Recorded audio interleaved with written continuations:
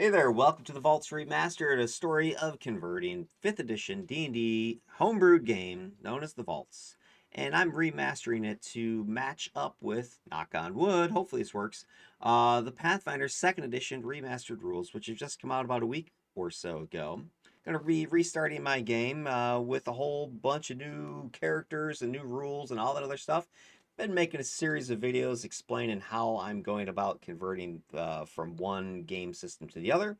And today's episode is actually the second part of my discussion about creating cults, specifically the Luminite Lattice, which are the followers of this titanic crystalline elemental primordial known as Kvarca. And I'm using Pathfinder 2nd edition rules from the Lost Omens character guide because they did not yet remaster the organization stat block for the player core. So hopefully that's going to be coming out with next year's player core 2. But I don't know. I'm not on their publishing email hotline or whatever. Anyway, today, Pinnacle Perfection, Luminite Lattice, Part 2. We're looking at the organization of this group, of this cult of worshippers. If you haven't seen the first part, it's probably a good idea to go back and take a look at that, the session 3A, where we were talking about the beliefs of this particular cult and also why even mess around with cults in the first place. Why are you creating them? Today, I'm just going to focus specifically on how this group is organized. So, without further ado, let's dive into it.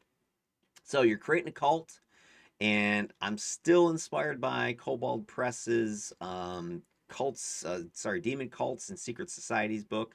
As an example, one of their cults was known as the Creed of the All Flesh, and I've actually used this cult in was it a Pathfinder game at the time?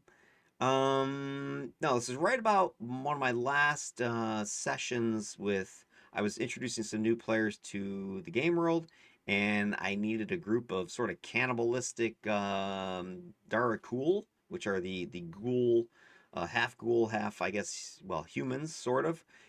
Created by Cobalt Press. So if you don't know anything about that, take a look at their work. But there's this concept of a deep subterranean empire known as the Ghoul Imperium, and these Darakul, these flesh eaters, they have a cult, Creed of the All Flesh, and so I use them in my game world, which was the Vaults, or is the Vaults, and so this is a great example of how Cobalt Press's product has taken just some mythology, some loose concepts, and no pun intended, fleshed out this whole organization known as the Creed of the All Flesh with leaders, their goals, stat blocks, etc., etc., etc.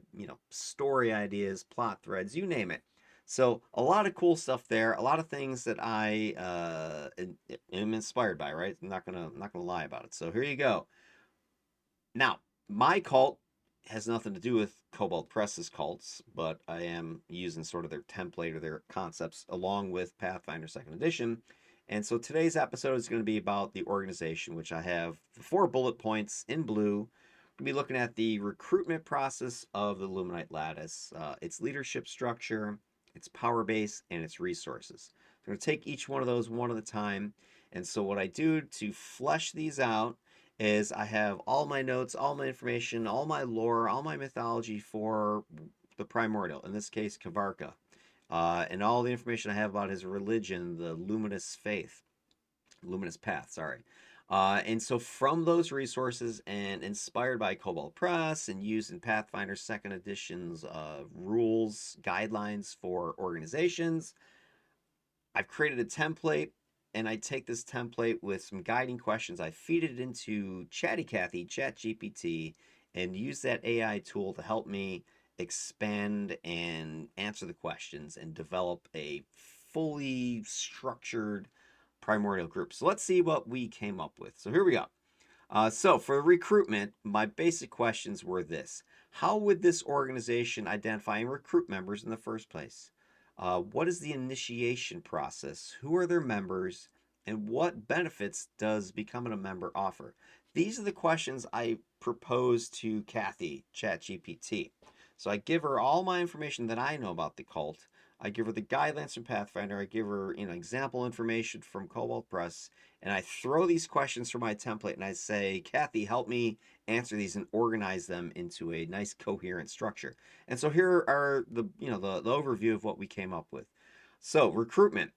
This cult is going to target individuals who have a deep affinity for gemstones and desire to bring light into the vaults, and they also long for self-improvement. This probably covers a lot of people out there watching this video right now, right? So these guys are definitely would be appealing to probably the average person, but you need to have some artistic skills in order to probably get invited in the first place. They're going to have rigorous testing of your gemstone knowledge, crafting ability, and then there's this illumination rite that is the culmination to officially welcome you into their club as a new member. And the other thing, by the way, is side note, this kind of detail or level of detail, which is beyond like just a standard stat block, this really helps you to answer questions like this or involve your player characters in the game world more, because maybe one of your players is a worshiper of Kvarca, or maybe your PCs are journeying through his realm of Prismar and they're seeing and hearing these things. This gives you a lot of info to draw from in order to really make those lore checks mean something useful.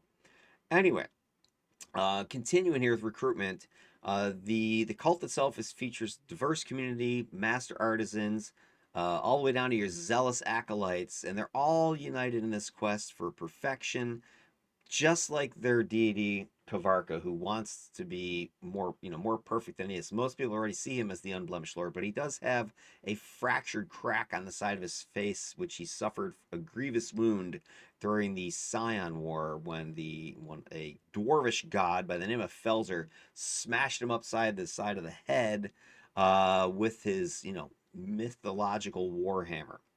And Kvarka is this crack and shattered, side visage, which he keeps hidden, and all the mirrors and reflective surfaces within his palace only show his good side. And he's also outlawed the presence of blunt or bludgeoning objects within his palace there. Other things about the cult: they have access to rare materials, exclusive gemstone magic and divination secrets, and they have the ability to create powerful magical artifacts. Membership, if you join up, is for life. You should expect that this perfection journey is going to take your entire life. Plus, you're contributing to the cult's objectives of helping their deity become perfect. So this is like a lifelong commitment. But at the end of it, most of the cult is going to believe they transcend their physical form, which was defective anyway, and become brilliant, luminescent entities, which then join with the crystals and such, the jewels within Kvarka's palace, the jewels tier. And then the last thing here is that they act as a transformative force. The cult does in the members' lives, and it puts the Luminite Lattice as this key spiritual magical institution within the greater vaults realm. So people would want to join if they're looking for that literal enlightenment. All right, the next area of the cult's organization I got into was the leadership. What is the structure of the leadership? Who are the leaders? What's their responsibilities? And what's your qualifications? How do you become a leader?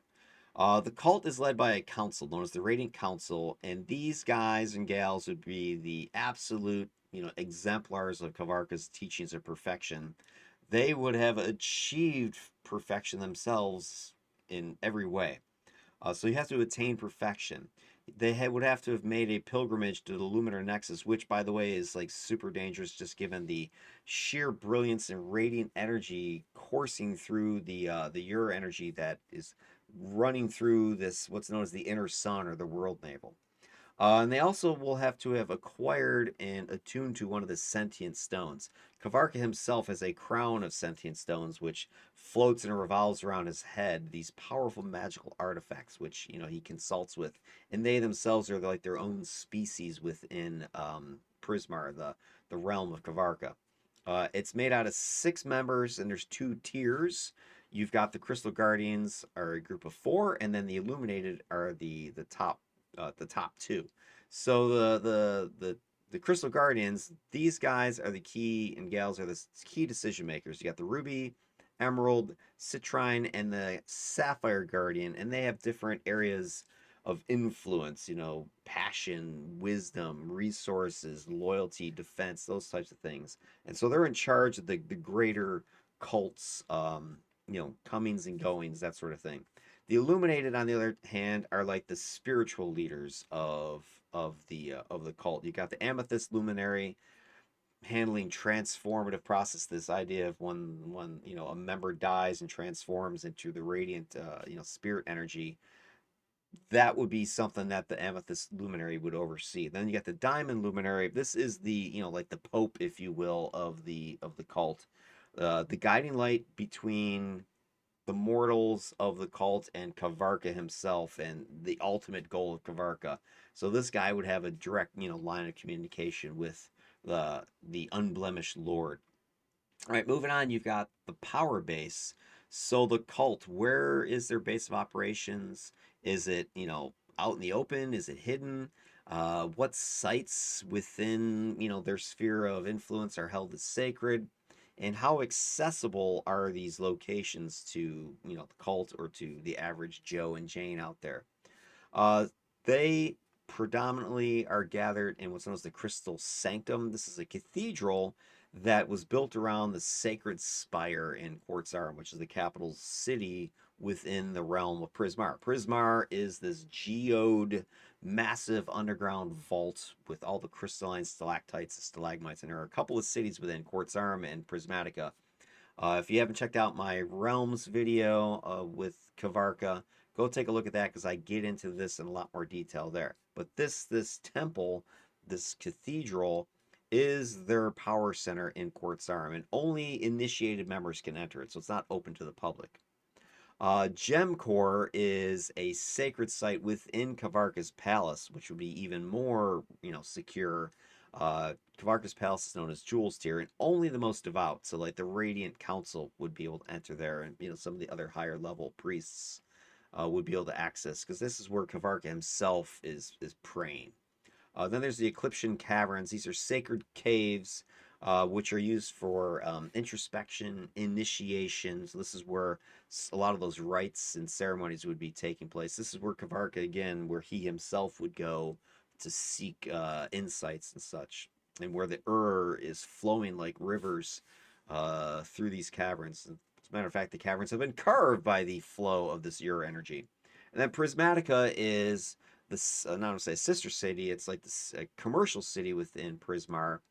And this is where like the public facing part of the cult would be, the ones that are trying to recruit anybody who's traveling to Prismar. The cultists themselves will also journey beyond Prismar, beyond that vault, to neighboring vaults in order to recruit.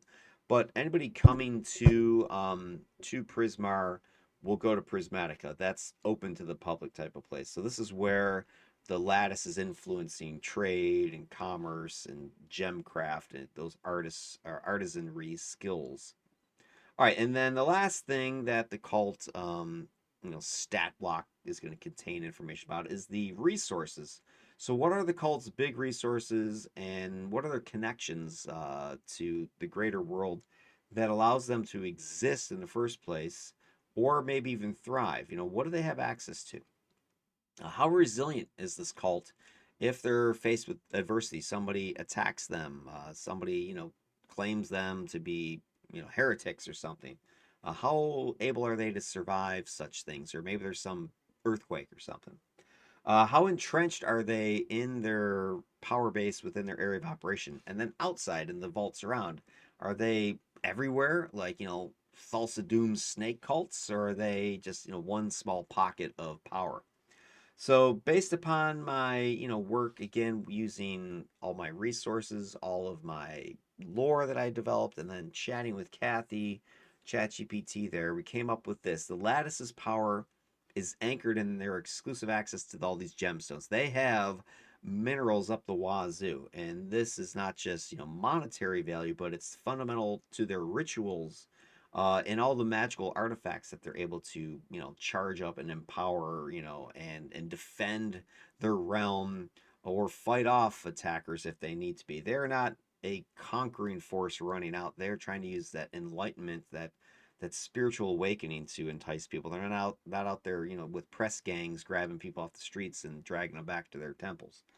They're attractive to many allies within the vaults because they're so wealthy and because they're offering this promise of perfection. Who doesn't want that?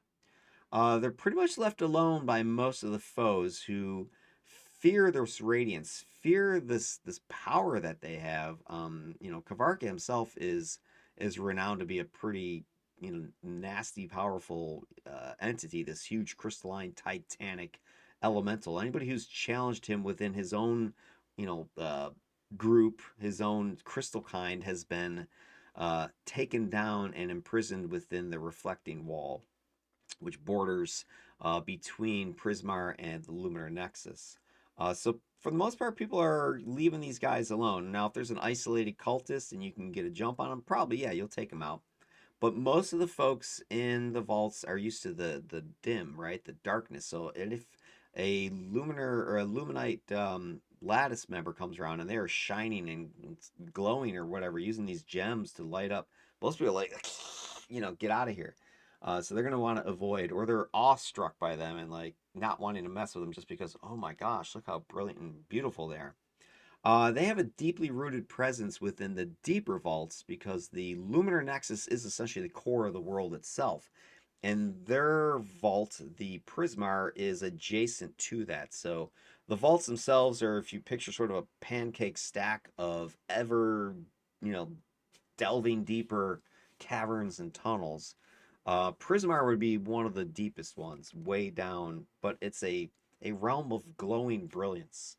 As all this your energy comes coursing down along telluric currents through all the crystals that are throughout the rocks of the world, throughout the rocks of the planet, and it's descending ever deeper to where this geotic realm is located. So they're deep down in there. So they are a very formidable group, especially if you try to go to their home base and try to like eradicate them from Prismar.